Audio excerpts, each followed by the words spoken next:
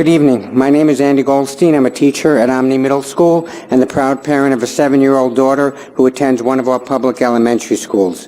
During this past winter break, I had the opportunity to work with my daughter on some of her homework. It was a reading passage about how the New Year is celebrated around the world and when, followed by a series of questions.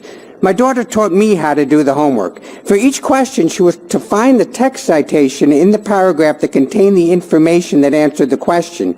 I watched as she got her crayons out and underlined each citation with a different color according to the color key provided. Using text citations is one of the skills our students are taught with the Common Core. We are told that the benefit of the Common Core is to make our children and students college and career ready.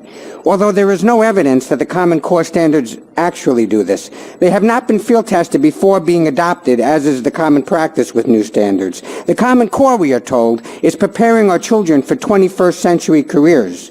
In the passage about the New Year that my daughter read to me, it stated that the New Year is an opportunity to consider what we might like to see in the future. And so I ask, what kind of 21st century are we preparing our children for? For we already find ourselves in the 21st century, and we find ourselves in a world that has seemingly gone amok.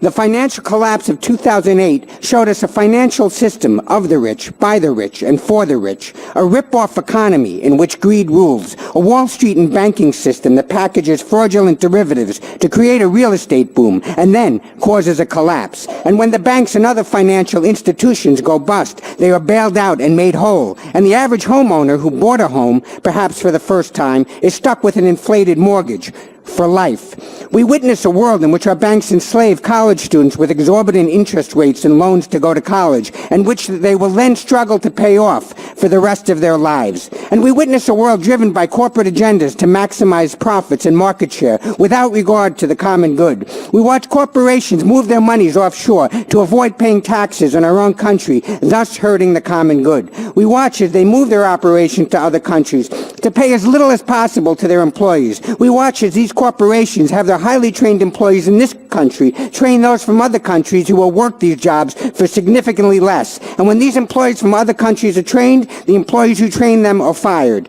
My friends and colleagues, is this the 21st century we want for our children? A world in which we compete for the lowest salary so that the top 1% can milk more and more money to satisfy their greed?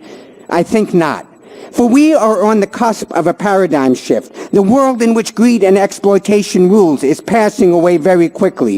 It will be transformed, to quote Werner Erhard, into a world that works for everyone. Like it or not, we find ourselves integrally connected to each other and to everyone and to our planet. We all rise or we all fall. Very quickly, we will see an end to our current financial systems that seek to enmesh everyone and even whole countries in debt slavery.